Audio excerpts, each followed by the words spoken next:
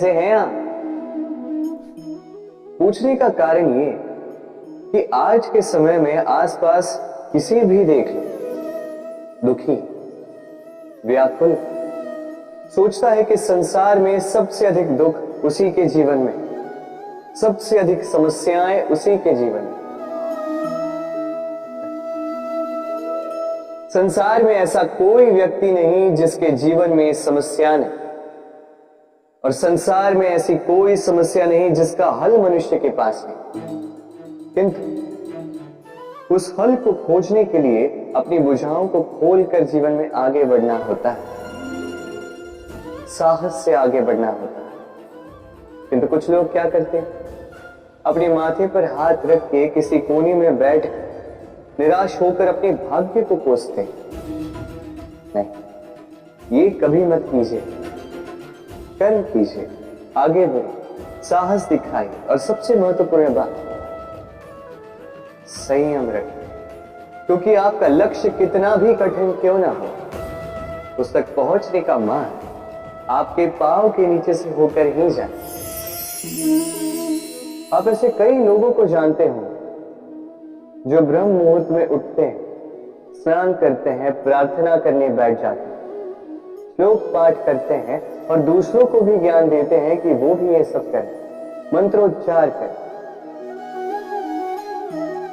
मंत्रोच्चार, निस्संदेह इसमें बहुत शक्ति होती है, किंतु ये शक्ति आपको तभी मिलेगी जब आप उस मंत्र में छुपी सीख आत्मसात करें, अपने जीवन में उतारें, उस सीख को आप कर्मों में परिवर्तित करें, प्रेम से इस सद्ज्ञान को अपने जीवन में लाइए, इसका प्रयोग कीजिए, तब मिलेगी आपको इस मंत्र की शक्ति। अन्यथा ये मंत्र पढ़ के कोई लाभ नहीं होगा। स्मरण रखिएगा, मंत्र की शक्ति उसे बोलने में नहीं, उसे अमल करने में।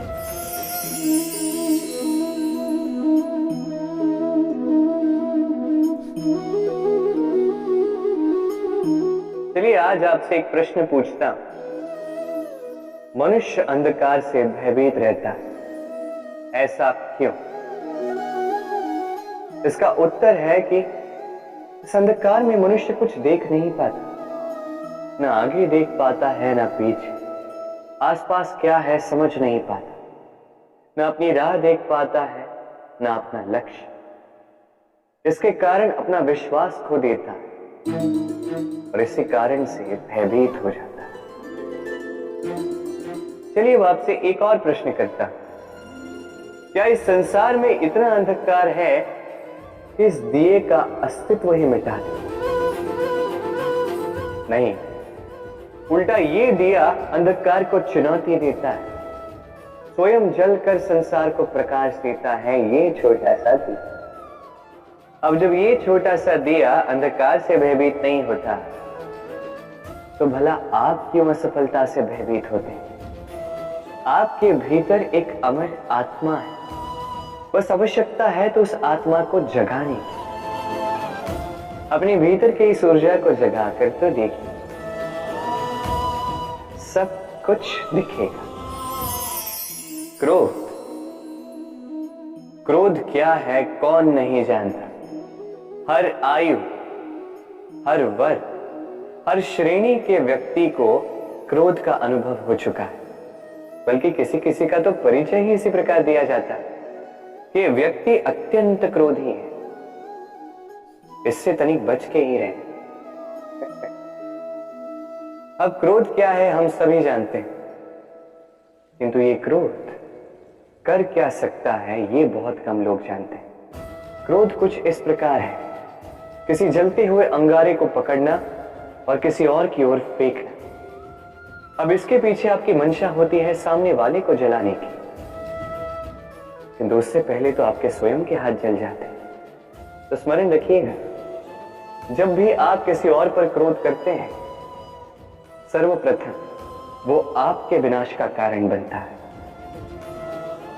मैं कहता हूं जब इस संसार में करने के लिए प्रेम है तो क्रोध करना ही क्यों? प्रेम कीजिए, यही प्रेम सब में बांटिए। अक्सर हमारे पास एक बहाना होता है, एक खींच होती है कि संसार में हम करें तो क्या करें, जो हम करना चाहते हैं वो पहले ही कोई कर चुका है, हमारे पास तो कुछ करने के लिए ही नहीं है। यदि आपको उदाहरण दूं तो इन पूजा की थालियों को देखिए, पहले से ही सब कुछ सज्ज करके रख दिया गया है। अब ऐसे में हम सोचते हैं कि करना क्या शेष है, सब कुछ तो पहले ही हो चुका है। अब यहां पे समस्या कर्तव्य में नहीं, यहां समस्या हमारी सोच में। हम ये सोचने में समय व्यतीत करते हैं कि क्या हो चुका है।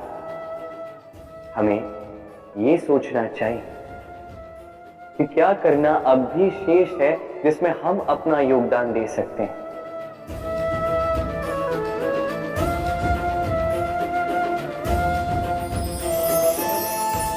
समझे? संसार में ऐसा कोई कार्य नहीं जो पूरा आप सदैव उसे आगे बढ़ाने के लिए प्रयास कर सकते हैं। आप उस कार्य को और श्रेष्ठ बना सकते हैं, बस आवश्यकता है तो सकारात्मकता की। राधे राधे।